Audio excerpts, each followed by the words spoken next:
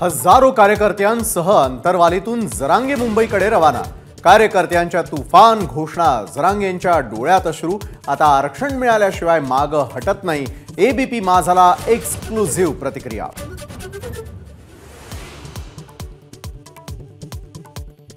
आमरण उपोषण करतच मुंबईकडे कूच। मनोज जरांगेंचं वक्तव्य, 7 महिने दिले, आता आर पारची लढाई। जरांगेंचा एल्गार, 26 जानेवारीला मुंबईमध्ये जरांगे उपोषणाला बसणार।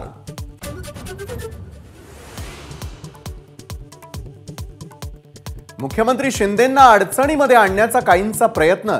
शिंदे गटाचे आमदार संजय शिरसाट यांचा दावा, तर जरांगेंनी आणखी थोडा वेळ द्यावा, मंत्री शंभूराज यांची मागणी।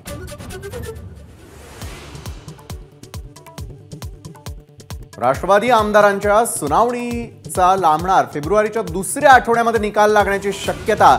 नवं वेळापत्रक अध्यक्षांकडून जाहीर।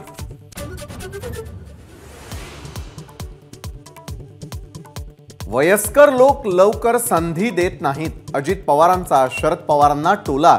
अजित पवार कुठून आले, संधी कोणी दिली? शरद पवारांचा प्रतिटोला।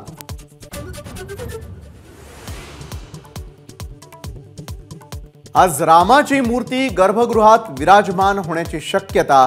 पूजेनंतर मंदिरात दर्शन बंद। 22 जानेवारीला प्राण प्रतिष्ठेनंतर 23 जानेवारीला सर्वसामान्यांसाठी राम मंदिर खुलं होणार। एबीपी माझा, उघडा डोळे बघा नीट।